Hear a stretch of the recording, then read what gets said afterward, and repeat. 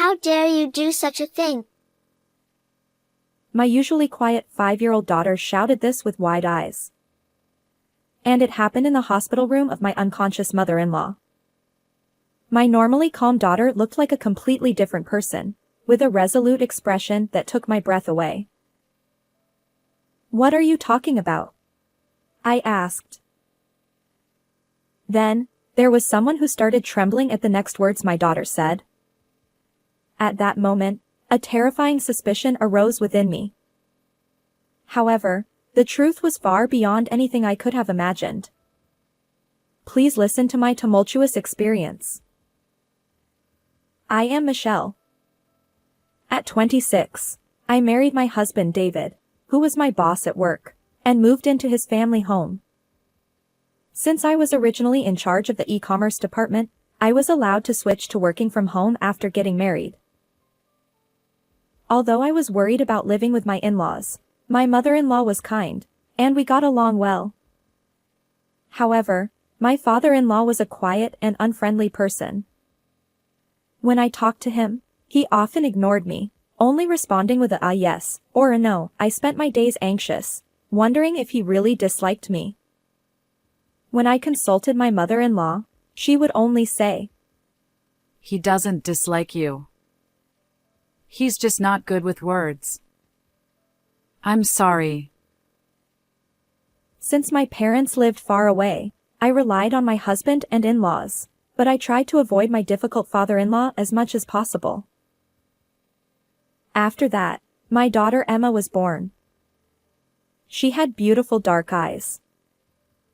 However, there were some concerning behaviors. By the time she was 2, she could speak and had the ability to read people's minds. For example, Mom, Grandma seems to have a headache. What? Worried, I asked my mother-in-law if she was feeling unwell. How did you know? I've had a migraine since this morning. I didn't tell anyone because I didn't want to worry anyone. Oh, I just thought you looked a bit pale. I didn't want to surprise my mother-in-law, so I didn't mention that Emma had guessed it. But I was amazed by Emma's mysterious power. By the time she was 3, she started saying things that seemed to see right through my heart. Mom, I hope you can get along with Grandpa. What? Why do you think that? Even though I treated my father-in-law normally on the surface, how did Emma know what was in my heart? However, at that moment, Emma started playing with her toys and didn't answer my question. When she was 4, something decisive happened that confirmed her powers. A few days earlier, an elderly neighbor who lived alone had passed away. Emma was talking to herself while looking out the window. I understand. It's in the garden. She said this, filled a cup with water, and started to go outside. Worried, I followed her and discovered a small flower seedling planted in a pot in the corner of the neighbor's garden. The deceased lady next door asked me to do this. Emma said this as she watered the seedling. Maybe Emma can communicate with her mind. I believed this, but my husband didn't. In fact, he found it creepy. Your poor parenting is making her a weird kid with delusions. You need to raise her better. Are you saying everything Emma says is a lie? Of course. If she says something like that in front of me, I'll scold her.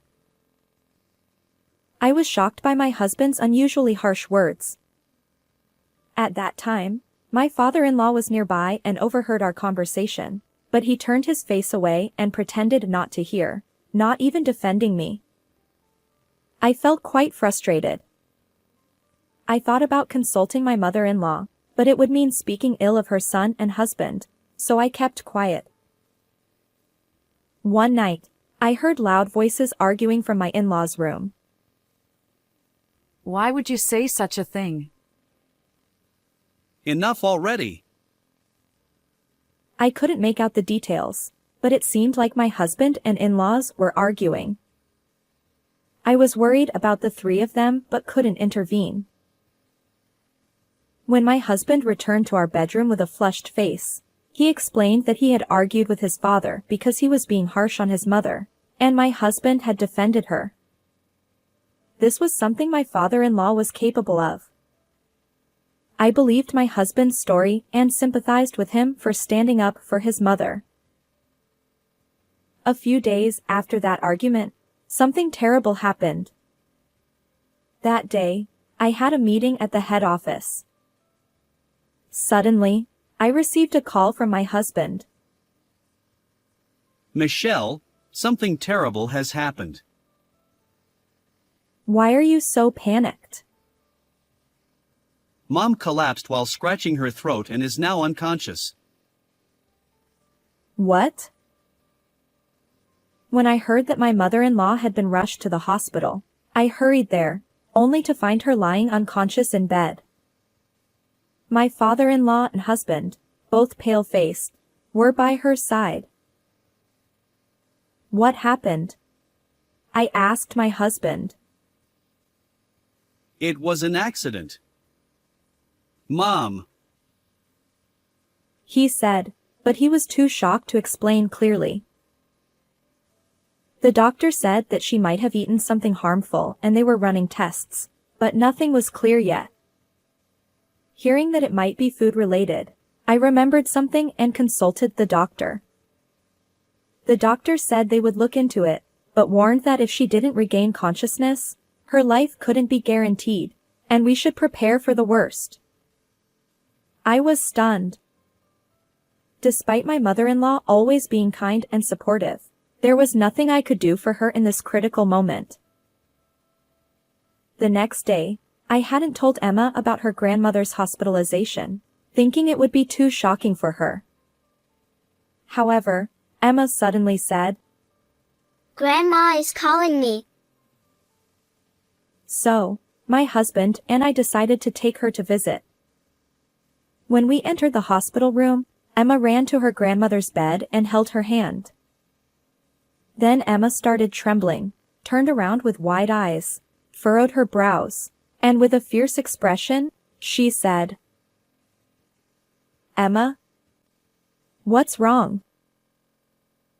Stay away. How dare you make me eat this?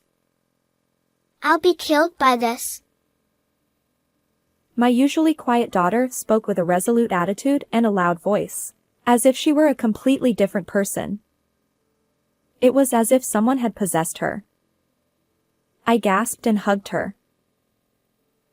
Emma, what are you saying? But behind me, someone was trembling, eyes wide open and face red. It was my father-in-law. Seeing him, a terrifying suspicion arose within me. At first, I didn't understand, but if what Emma said were my mother-in-law's words, it made sense. Maybe my father-in-law tried to end my mother-in-law's life. If that's the case, I need to separate him from her. I tried to seek help from my husband, but when I looked at him, he was also pale and trembling. Moreover, he pointed at Emma and shouted. Who is she? He screamed, horrified, and left the room. I was confused. Then, Emma continued speaking. Mitch, you know. I was shocked by what she said. The only person who calls me by the nickname Mitchie is my mother-in-law. And the content of what she said was unbelievable. But I learned the truth and vowed to take revenge on the person who had wronged my kind mother-in-law. Michelle, what is going on? My father-in-law demanded, closing in on me.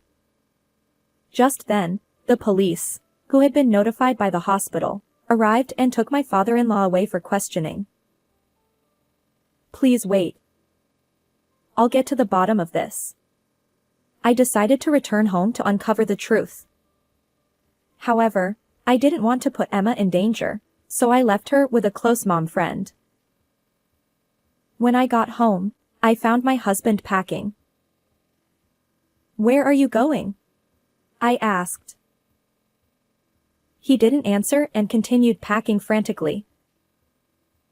"You don't need to run away, do you? Your dad has been taken by the police. And your mom's life is in danger." What? Really? David was momentarily surprised, but then I noticed a slight smirk on his face. He turned to me with a serious expression. So, it was Dad who tried to take Mom's life. Actually, it was Dad who prepared the meal for Mom when she was bedridden with a headache. I'm sure he put poison in it. I understood why my father-in-law had started trembling. He must have realized that the food he prepared was the cause and was terrified. I see. But maybe it wasn't poison. Perhaps it was something in the food that triggered her allergy? David's face twitched for a moment.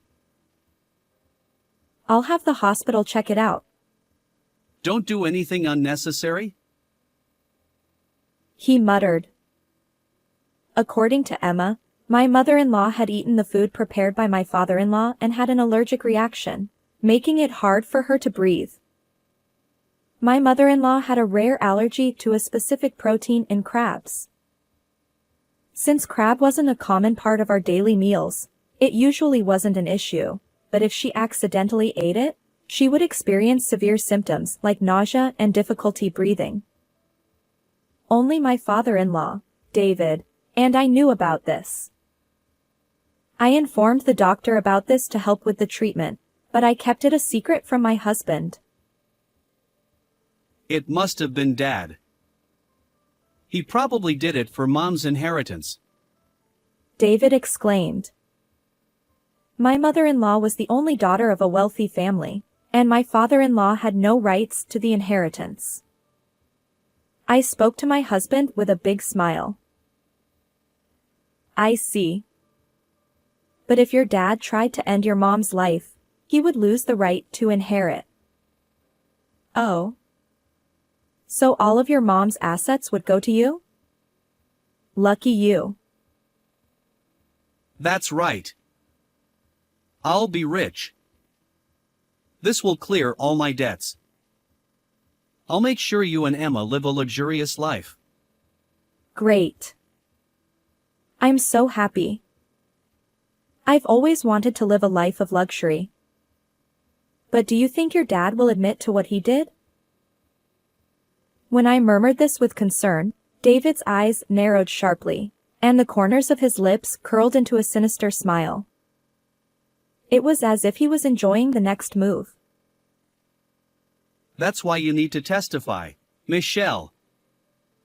Say that Dad put crab in the food. I see. So I just need to lie. Exactly. You're quick to understand. That way, Dad will lose his right to the inheritance, and he'll end up behind bars. I pretended to go along with my husband's plan. He smiled, satisfied, thinking he had me on his side. But I was getting closer to the truth. But your mother might survive with the hospital's treatment. You thought you'd become rich, but if she lives, it won't happen. Don't worry. I'll secretly put this in her mouth at the hospital. David showed me a bottle of powder. Is that crab powder? Exactly. I put this in the food too. Let's get rich together. I knew from Emma's story that my husband had tried to harm my mother-in-law, but I had no proof. Hearing his evil plan clearly made me feel ashamed. Why would you go that far? You would eventually inherit her estate anyway. Because she wouldn't listen to me. I asked her to help pay off my debts, but she told me to solve it myself. Parents are supposed to help their children. Believing I was on his side, my husband started talking about what he had done. According to him, the argument between the three of them was about my husband demanding the inheritance from my mother-in-law, and my father-in-law defending her. David had embezzled company funds and fallen victim to an investment scam. Desperate to fix the situation, he planned to use his mother's assets. However, my mother-in-law refused, thinking it wouldn't help him in the long run, leading to the argument. I see. Now I understand everything. I have your confession, so I'm going to report you to the police. What? What are you talking about, Michelle? This is our chance to get rich. I told David that I had recorded our conversation. In fact, I had only been playing along to get his confession. I coldly told him, I don't need money. I can't betray my kind mother-in-law. And honestly, I've lost all respect for you. You tricked me. In that case, I'll make sure you can't talk either. David said, furrowing his brows deeply, narrowing his eyes, and giving me a cold smile as he tried to attack me. I shouted at him. Stay away. This conversation is connected to a friend. What? No way. I need to get out of here. David hurriedly grabbed the packed bags and tried to flee. Actually, when I left Emma with my mom friend, I had explained the situation and asked for her help. I had kept my phone connected during the conversation with David. Then, I heard the sound of police sirens, alerted by my friend. No way. David let out a pathetic cry as he tried to escape through the back door, but he tripped and fell face first onto the floor. He hit his face hard, causing his nose to turn red and bleed. He clung to me, looking pitiful with snot, tears, and drool all over his face. Michelle, please, help me. Tell the police that the culprit is Dad. David's appearance was miserable. I have no intention of helping you. Reflect on your actions behind bars. No. David was taken away, crying loudly. Serves you right, I said, watching him with contempt. After that, David was found guilty. He was sentenced to many years in prison for embezzling company funds and attempting to end my mother-in-law's life. He also lost his right to inherit my mother-in-law's estate as a disqualified heir. With compensation to the company and debts to pay, a difficult life awaited David even after his release. Of course, I divorced him and demanded $20,000 in alimony and $150,000 in child support. I am now living with my in-laws and Emma, the four of us together. Although my mother-in-law has some physical limitations, she is recovering. Seeing my father-in-law diligently take care of her, I realized that he is truly a kind person, just not good with words. As my daughter grows, her mysterious powers seem to be fading. We are living peaceful and happy days.